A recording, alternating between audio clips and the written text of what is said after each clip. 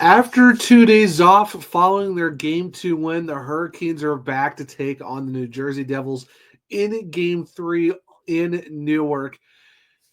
It's a very big one for the Hurricanes because if they take this one, we're talking a 3-0 stranglehold on the series. But however, New Jersey's going to come out firing. That being said, can they get it done at the Rock?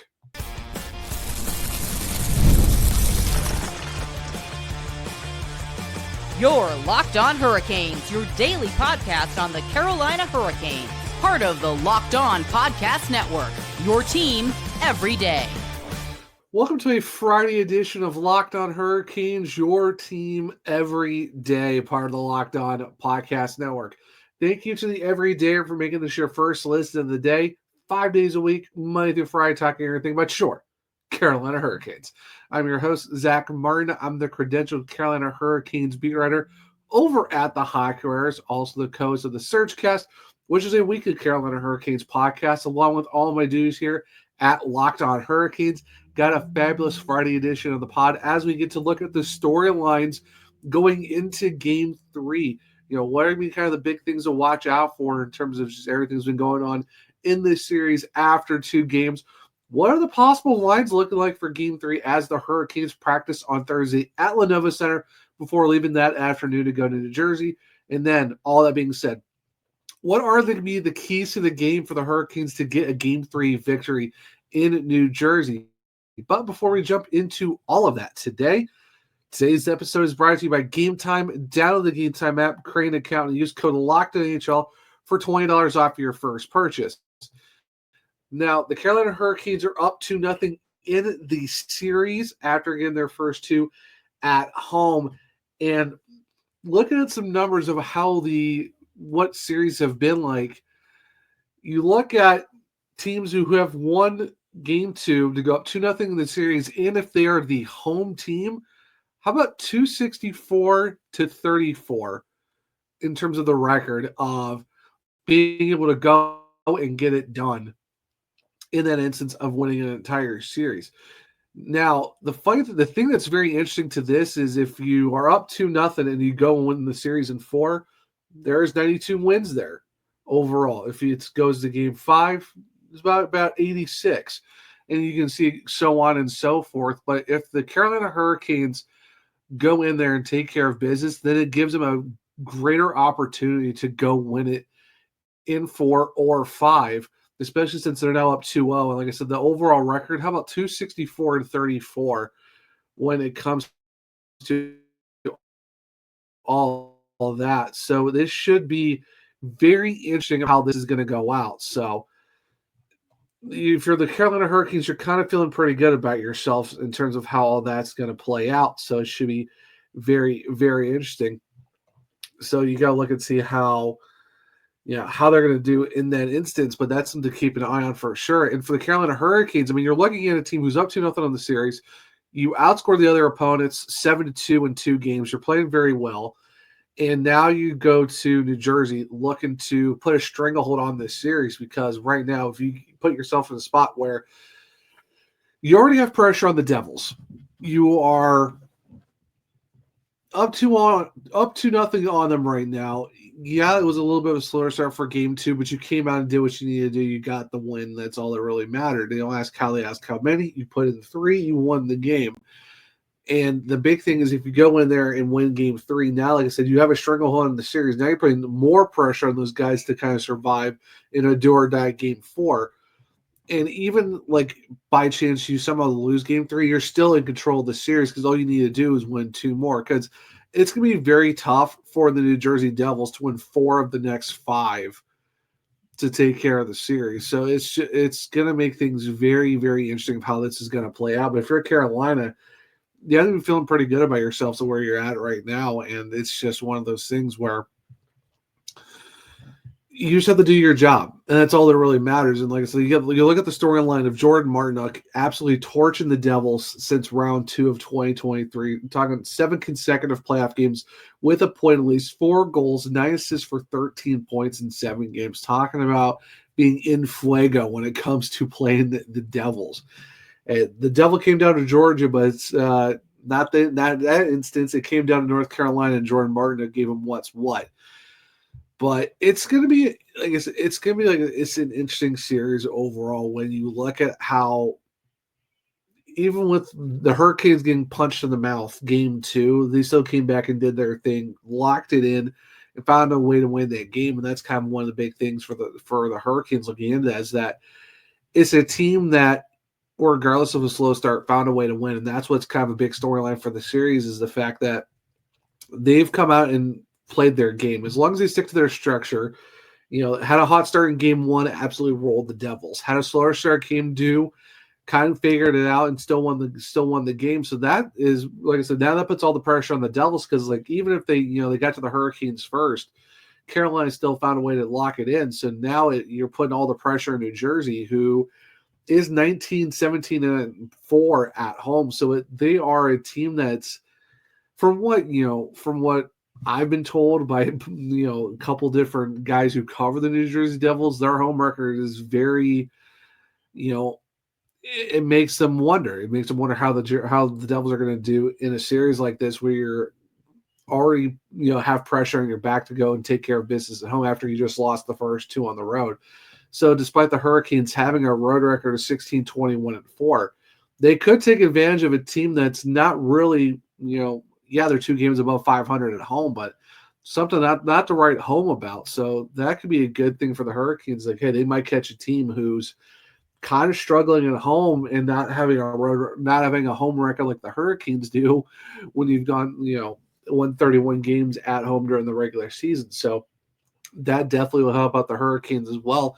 And talk about goaltending. I mean, you got Frederik Andersen with the 2 wins, a 1 goal against average, and he's got a .960 save percentage. He's pretty much one of the dominant goalies of the playoffs so far, and that's going to make him, if the Hurricanes go to him for game 3, that's, it's going to make the Devils kind of question, okay, we haven't beaten this guy very much. How do we get to him? He's only faced 23 shots. He had 23 saves in game 1, 25 saves in game 2.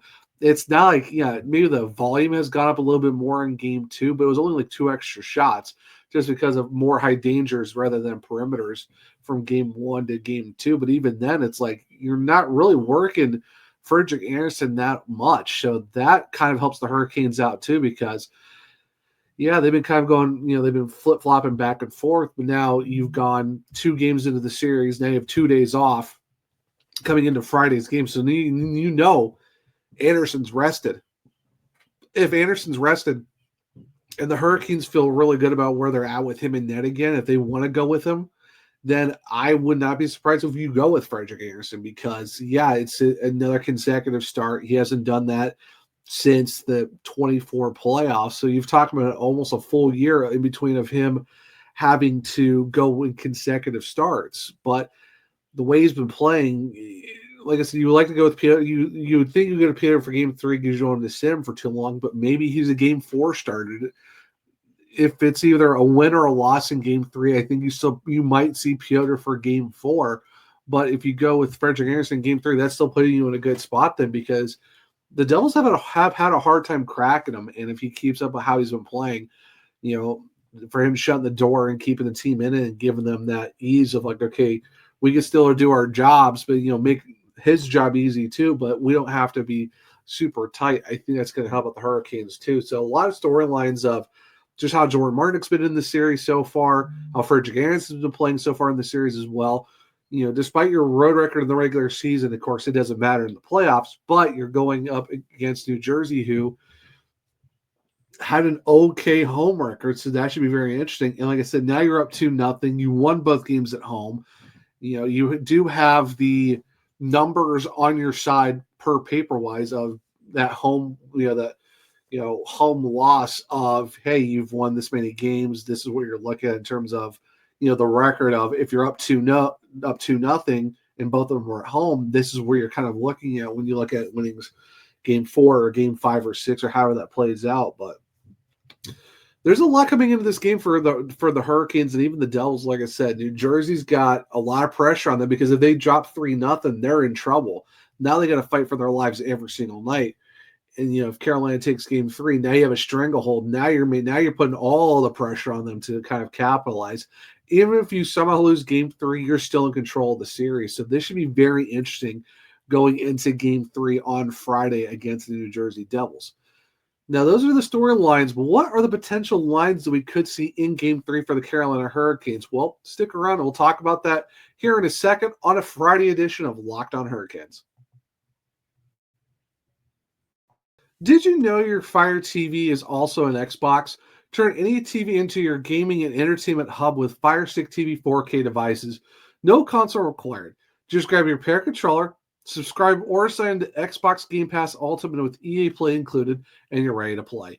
Dive into hundreds of premium titles from EA College Sports Football 25 to Call of Duty Black Ops 6 and Avowed, as easily as you stream your favorite shows. It's gaming made simple, and it's all on your Fire TV. With Wi-Fi 6/6E and auto low latency mode advanced technology, Fire TV Stick 4K delivers smoother, more responsive gameplay with lightning fast speeds you need to stay competitive. Head to Amazon.com/Fire TV Locked On to get started. Xbox Game Pass Ultimate subscription and compatible controller required.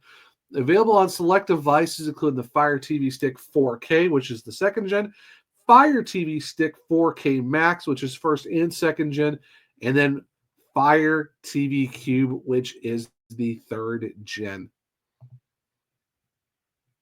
Welcome back to segment 2 of Locked On Hurricanes, your team every day. So what did the lines look like for the Carolina Hurricanes at practice on Thursday morning before they left for New Jersey that afternoon? And it's very interesting when you kind of look at where the lines are at overall. And in that, you pretty much got a full boat. Thankfully for the Hurricanes, they have a lot of guys who are, the whole team is pretty much healthy. They're able to kind of figure out how to, mix and match when they need to. So these were kind of the lines from the game, of course, subject to change because it's a practice day. Jarvis, Aho, Blake, obviously for that first line. Hall, Kotkaniemi, and Svechnikov, but they did have Jost kind of working with those guys as well. Then you got Marnik, Stahl, Stankoven, and then the fourth line, Carrier, Roslovic, Robinson, and Jankowski was kind of mixed in with them as well.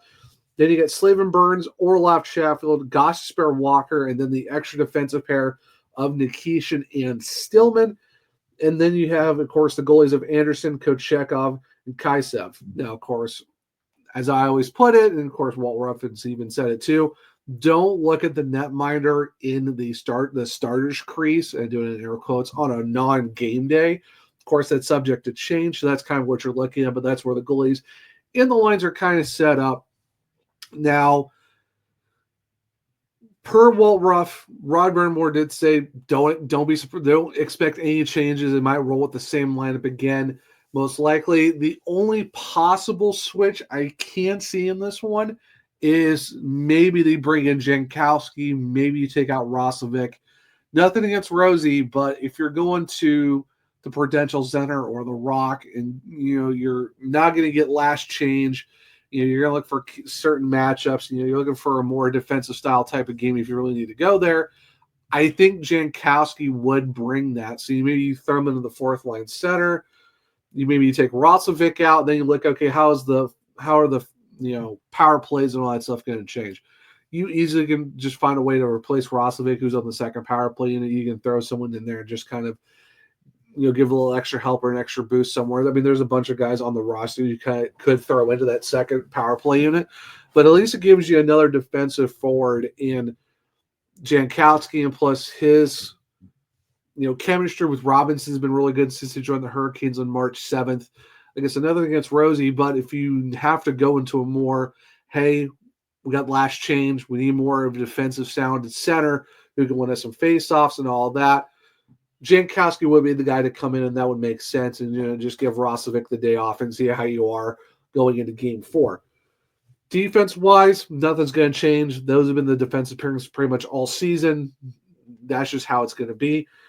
Goaltending, I know if anyone's watched, the Search Cast episode that came out on Thursday on the other podcast, I did talk about, hey, maybe it would be good to go with Kochekov in game 3 to give Anderson a break because you don't want to overuse them. Maybe game 3 is your drop game because you're, having to figure out, with the second change, you're trying to figure out, advantages and pairings and all this other stuff and try and get the matchups going. That could be a game where, hey, it happens. But, thinking about it some more, and of course, Hurricanes cast with Mike and Shane, they said, hey, why mess with the mojo that's going on right now? The Hurricanes are flying, playing some great hockey. Frederick Anderson has basically been shutting the door. He hasn't really seen a huge workload. Like I said, he had 23 saves, gave up 1 goal in game 1, had saved 25 shots, gave up 1 in game 2. It's one of those things where he's just playing really great hockey right now. And then, you got the 2 days off. He's going to be rested. It just makes sense to go with the goalie who's got a 1 goal against average and a 960 save percentage. I could see that being a thing, and that's why I'm kind of just thinking about it more. I think that's probably where the direction the Hurricanes are going to go in, is that it's going to be probably Anderson in game 3. Obviously, it's going to be Markstrom for the Devils, but I think in terms of how you're looking at that, it's going to be Anderson most likely in the net. It's just because of with all the factors of how he's been playing over the last couple of games, hasn't really been overworked, hasn't seen 30 or 40 shots. You have the 2 days off in between games 2 and 3. Why mess with the mojo of the team that's going on right now? So that's kind of where you're looking at in terms of all of that. Now, that being said, the game is at 8:00 p.m. Eastern. It's going to be on TBS or Max, or if you're not in market, if you are, of course, it's FanDuel Sports South. This is where you look at the team right now that has 16.7 power play percentage in 2 games. First, 100% of the penalty kill, 43.9% of the faceoffs, 3.5 goals for per game, which puts them 4th in terms of the Hurricanes. And then they're first in 1 goal allowed. They've been playing some great hockey as of late. So, you're going to be looking at Anderson to see how he does. Of course, you got Monarch with his 3 points in 2 games. Jalen Chatfield's a +4. You're looking at Stakehoven and Hall. This is where, with how the teams are playing as of late, especially with how great that second line's been, with Hall, Kotkaniemi, and Svechnikov. If everyone's listened to the Thursday episode, I talked about how just impactful they've been for the Hurricanes in the first 2 games. I think that's going to be definitely good for them as well. And like I said, if you bring in Jankowski for the 4th line center, hey, you got your center core that you've been running with since March 7th. You know how good that's been. And like I said, if you're going for second change, you're trying to look for certain matchups, this is where you might need Jankowski to come in and do that for the Hurricanes. So I think, who do you take out? Can't take out Robinson. He's been playing great all season for the Hurricanes. You need Carrier because that's why you brought him in for the 6-year deal. No point in taking him out. Martinook, Stankoven, no point in taking them out.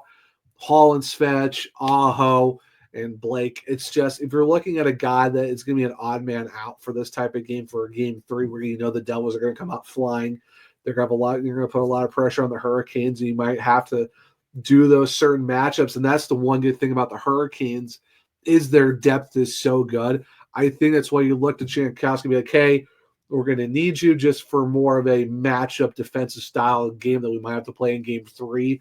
Take out Rosie, give him a break, see how see how the roster does in game 3 on Friday, then reassess for game 4 on Sunday. But that's probably the only change I can see on the roster for the lines going into that game. It's just your 4th line center might be a switch up, and whoever you're going to plug in onto the second power play unit. Goaltending, like I said, it would make sense to go with Kochetkov just because, we give him such a long rest, but Freddie has been playing so well, and you get the 2 days off in the process between games 2 and 3, plus his work volume hasn't been super insane. That's why I think you're going to look at the Great Dane once again in net for Carolina in game 3. So it should be, something to keep an eye on to see how that works out for the Hurricanes as they go into Friday night with that 8:00 start, because with Sunday being at 3:30, that's a little bit of short term. Maybe we'll see more changes in that aspect of the net and possible lines and how all that plays out. But before I even worry about that, we know what the lines are, what's the storylines, but what are the keys to the game for the Hurricanes to get the win on Friday against New Jersey in game 3? Well, stick around and we'll talk about it here in a second on a Friday edition of Locked On Hurricanes. The Stanley Cup playoffs are here, and if you've never been to a live NHL playoff game, it's unlike anything else, especially in Raleigh for the Carolina Hurricanes. The intensity, the speed, the energy in the building, it's next level. And thanks to Gametime, getting in the door is easier and more affordable than ever. Gametime is the fastest way to grab playoff tickets, even for those must-see matchups. Prices actually drop as puck drop gets closer. And with last-minute deals, you can save up to 60%. Take the guesswork out of buying tickets with Gametime. Download the Gametime app, create an account, and use code LOCKEDONNHL for $20 off your first purchase. Terms apply. Again, that's code LOCKEDONNHL for $20 off. Download the Gametime app today. Last-minute tickets, lowest prices guaranteed. Welcome back to segment 3 of Locked On Hurricanes, your team every day. So we talk about the storylines. We talk about possible line matchups. Who's going to be there for the Hurricanes going into Game 3. But what are the keys to the game? Well, obviously, first key, I know it's cliche. I've said it a lot over the last few months. But once again, it's the special teams. And that's been kind of the thing for the Hurricanes so far in this series. They do have one power play goal.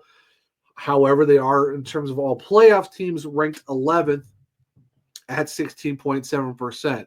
And as I said, after Game 2, you have to at least get a power play goal, hopefully every other game, at least keep your numbers up, at least give you that momentum of like, hey, we're on the power play, we know we can score here. Thankfully for the Hurricanes PK, they are still 100%, which puts them first. So they do have that going for them. And they also have a shorthanded marker. So that puts a little bit of doubt in the Devils' mind of, hey, we might be on the man advantage. However, the Hurricanes have scored on us on a shorthand. So that's really going to make, possibly put some doubts in there. Like, hey, let's, we need to score, but also keep in mind, got to watch out for the Hurricanes on the break. So that's something that's going for the Hurricanes as well. While the power plays, they got one, it's okay, but you know how great the PK has been. You're talking about the number one PK unit in the NHL. They've already scored a shorty in this series. They're very good at hitting you with the jailbreak and getting you in transition. So that's something to definitely keep an eye on. So special teams is going to be very key. Also, the Hurricanes have, averaged out 3.5 goals per game. Of course, he scored 4 in Game 1, 3 in Game 2, and they've only allowed 1 goal in each of the games. That's going to be a massive factor because the Hurricanes are a 5-on-5 team, and you've seen that all series, and they've scored goals in many different ways. You've seen power play goals, you've seen shorties, you've seen 2 empty netters, and you've seen, normal 5-on-5s. The Hurricanes are finding a way to score in every situation, which is good. So that's definitely putting the Hurricanes in there as well. So as long as they can keep their 5-on-5 play going, keep their just what they've been doing, sticking to their structure, that's going to be a beneficial thing. Stick to your game because you saw they started early right away in Game 1, took control. Had a slower start in Game 2, but they kind of got back to their game as the game went along. Jordan Martinook said it. First 7 minutes weren't great, but once we were able to lock in, get back to our game, we played better. That's what you need to see right here for the Hurricanes in Game 3. Give that first game mentality of score early, get going off the rip, 60 minutes, no slow starts, just put it on them, and even add that second game of digging in deep, selling out the body, do what you need to do. So you need to combine how Game 1 went with how Game 2 went post first period. Second period on in Game 2, and you add that to the intensity of, putting your will on the Devils in Game 1, that is a great recipe for the Hurricanes to have a solid 60 in Game 3 at the Rock in New Jersey to go and steal that one, because it's very interesting when you go from having first change in 2 games at home to now having second change and having to figure out their matchups and what Sheldon Keefe and the coaching staff want for the Devils. So for Carolina, if you're able to stick to your game plan and go right off the bat from the first puck drop and play a full 60 minutes of that combined, put your will on the Devils from Game 1 and add that Game 2 of dig it in deep, selling out the body, do what you need to do structure-wise to come back into that game, and you combine those two together, you're looking at a Game 3 where the Carolina Hurricanes can enforce their will and sell out the body and play playoff Hurricanes hockey that you know is very capable of this team. And that's just kind of what you need to do if you're the Carolina Hurricanes. That will give you a great advantage on that. And another one, too, is got to get the big boys going. Right now, Aho does have an assist, doesn't have it scored yet. Seth Jarvis has a goal. Jackson Blake's got an assist. Andrei Svechnikov got an empty netter. But the big boys have to be really rolling in this game because, yes, you are up 2-0 on the series. You got depth scoring from Gostisbehere. You've got it from Chatfield. You've got it from Martinook. You've got the 2 goals from Logan Stankoven, Taylor Hall with the 2 assists. But you really need to get the scorers, the main scorers need to get rolling in this game too, because if you want to put this game and you want to put this series out of reach early, the big boys have to be there. So you're looking at, like I said, Jarvis has scored, but it was an empty netter. Svechnikov scored an empty netter. Aho and Blake have assists. This is where you need those guys to, hey, we are going to enforce our will and be the guys that we know we can't be. I'm not worried that they're not going to do it. It's just when is it going to happen because they're ready for the breakout. You're ready for that takeover game from Aho, from Svechnikov, from Jarvis. Those guys are capable of having those. We are going to impose our will, inflict our damage on this team. So now it's not if they're going to do it, it's when they're going to do it. And I think it's going to be very soon. I think it will be in Game 3. So that's going to be a big key to this game for the Hurricanes is get the big boys rolling in this one. And you add the depth scoring that you've already gotten on top of that, you are having a recipe for a great Game 3 for the Hurricanes. Because if they are able to do all of that and get that win in Game 3, now you force the Devils on Sunday to play with their backs against the wall, and you have a stranglehold on this series.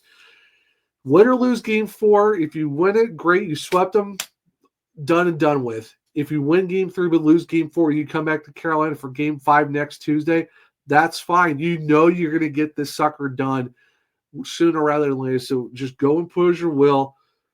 If you have to split the series in New Jersey, so be it. If not, hey, great. You set yourself up to be in a good spot come Sunday. So basically Game 3, you got all the pressure in New Jersey. Do not have a slow start. Get on them early. Impose your will.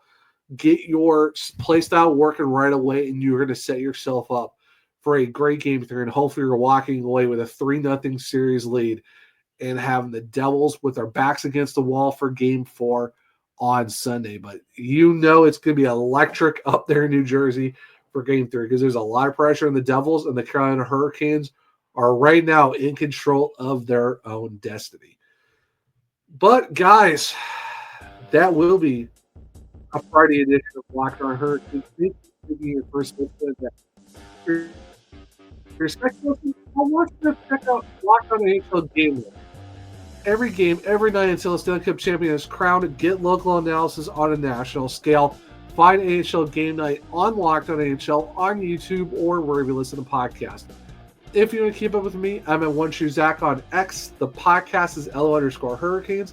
I'm also on Blue Sky at @TheZachary_Martin, where you can check out my links and where you can find all of my articles for the Carolina Hurricanes at thehockeywriters.com.